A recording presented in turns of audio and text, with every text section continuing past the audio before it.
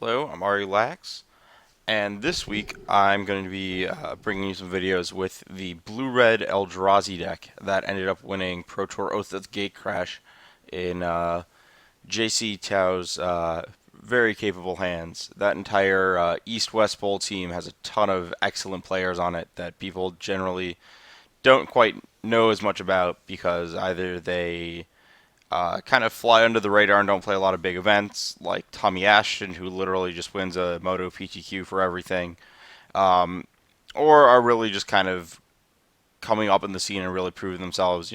Andrew Brown is now a Pro Tour top 8 competitor, but he's been great for a long time. Same with Eric Severson, who was 8-0 at Pro Tour Battle for Zendikar, Ben White's, uh, you know Eugene Wong, who won, I believe, Grand Prix Orlando right after Konzatar Kier was released. A lot of good players out in that group, and I'm not surprised to see them truly crush Pro Tour. So, Eldrazi in general really did well at Pro Tour at the Gatewatch, um, with the only deck that even came close to rivaling the stats it put up being various Abzan Collected Company decks, which I did play. It was great.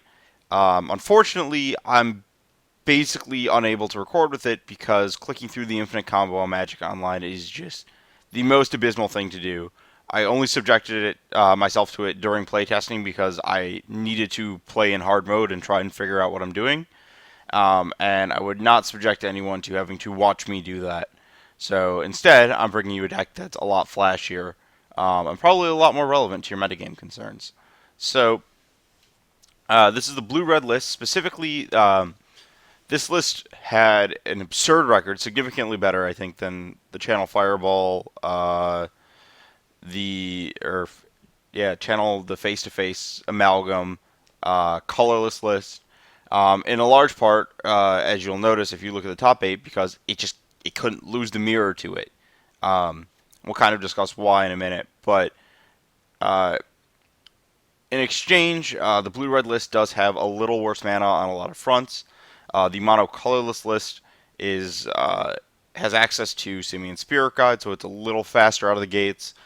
Uh, in some hands, it doesn't have mana issues. So if you watch some of the top 8, you can see games where JC's missing one piece of he's got a little bit of blue or red, but not enough to deploy multiple spells a turn, or you know this is basically a 3-color mana base that you are trying to support all these cards on here. Really, just the value lands is what you lose, though. That's the big hit, is that this list doesn't get to play Blinkvault Nexus or Mutavault or Ghost Quarter, so you're just kind of assuming your spells are good enough, which, at the discounted rate that you're given, probably pretty close to it. So going through the cards, you've got a bunch of colorless sources. You have a full What? That's nonsense. Anyways, there's 16 colorless or sorry, 12 colorless sources and Eye of Ugins.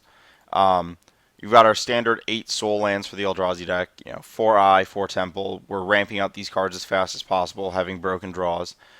This list uses Cavern of Souls as another colorless land because it casts all of these delightful colored Eldrazi devoid Eldrazi spells pretty easily, and it is significantly better than Corrupted Crossroads. Shivan Reef, also better than Corrupted Crossroads because you only have 2 colors of colorless. Yes, you only have 2 colors of colorless spells. That sounds really stupid to say, but it also casts your sideboard cards. And then Gemstone Cavern is a colorless. It's somewhere between a soul land and a colorless land. Um, it's basically pure nonsense. I don't really know what to say about this card besides it's awesome that there was a luck counter on the battlefield in the finals of a Pro Tour. And then you've got a basic, fetch dual mana base to round out the rest so that you can actually cast spells. Uh, as noted by the 2 islands, you're significantly heavier blue both in the main deck and in the sideboard. Creatures, Sky Spawner is kind of your cheap, wide option. The Scion tokens are also very huge for a number of reasons. Vile Aggregate's another just giant threat that this deck produces on top of the normal stuff. Very good with Scion tokens. And the fifth toughness actually matters a lot. I was noticing that with Wall of Roots in the format. Brawling with that card it's very hard to break through. I can imagine Vile Aggregate offers a lot of the same. Worth noting, Sky Spawner offers flying blockers, which is pretty important against some affinity draws, and in fact, Munition Guide, make your stuff bigger, unshockingly good. Eldrazi Obligator, this is your big swinging effect to break mirrors, stalled boards, all sorts of stuff. Worth noting, the ability targets, and then on resolution of the ability you pay. So if you obligate an Arcbound Ravager, your opponent has to sacrifice it before you pay. Otherwise, you can just pay and take it and then sacrifice it once it's on your side of the battlefield. Eldrazi Mimic, which is really what gives this deck the explosive draws. It's free off Eye of Ugin, and then when you play a Thought-Knot Seer, you attack for 4. You're basically paying 0 mana for like a 4/4 or 5/5, which is absurd. Endless One, another great interaction with Eye of Ugin. It's just your flex creature that can be cast for however much you want to cast it for in your very aggressive deck. Reality Smasher, probably I don't know if it's better than Thought-Knots. This and Thought-Knots here are the best Eldrazi. They really push these cards that cost colorless mana, and you can kind of see it. Smasher, attacking for 5, haste, trample, really adds a clock. The trample's really absurd. It was a big issue. So without trample, the Malera Company deck I played was very adept at rearranging its creatures and just making blocks and surviving long enough to win. But trample always messed up the math and made me have to actually work for a win.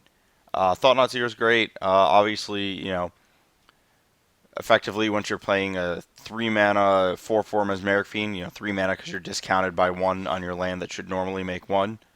Whose idea was that? This card's great. It does get a little bit of liability later in the game once they run out of cards to take, but by that point it should just kill them.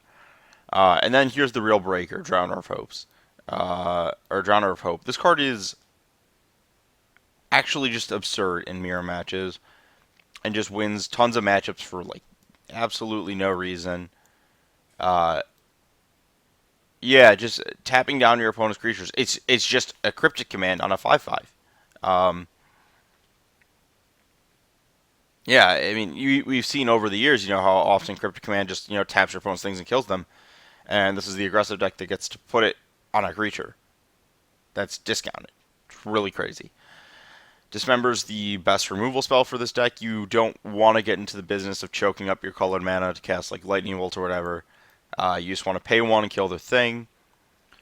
Pretty straightforward main deck. No Simian Spirit Guides, no Chalices. I kind of want to test if this list wants Simian Spirit Guide too. It's very possible it does, and it's very possible that no one ever has fun when anyone is using Simian Spirit Guide, but, that's just my general opinion. Moving to the sideboard, real straightforward Affinity Hate. Chalice takes care of a lot of the other linear decks like Infect, Burn, Living End. Relic, you do need some Graveyard Hate for other linear decks. Stubborn Denial for combo, as you'll notice. There's 20 creatures in this deck that get to 4 or more power, plus Rendition Guide bumping some of your other stuff. So, not that hard to full value this. I mean, even just Force Spike at the rate this deck's going is pretty good. Ratchet Bomb clears problem permanents off the board. Spellskite's also good against, Bogles, Infect, generic linear decks. Tomb of the Spirit Dragon, gain life against Burn, race when you have to. And then Gutshot, which really proved itself this weekend as an awesome card in the format. If everyone is playing low to the ground with like Infect or Affinity or Malera, this card is going to be very good at, time walking them. Your opponent plays Blighted Agent, it dies, you paid 0 mana. Pretty easy interaction. So, I'm interested in getting some games in with this deck, seeing how explosive or unreliable it ends up being, seeing what my opponents actually have to adapt to it, and probably winning a lot of matches.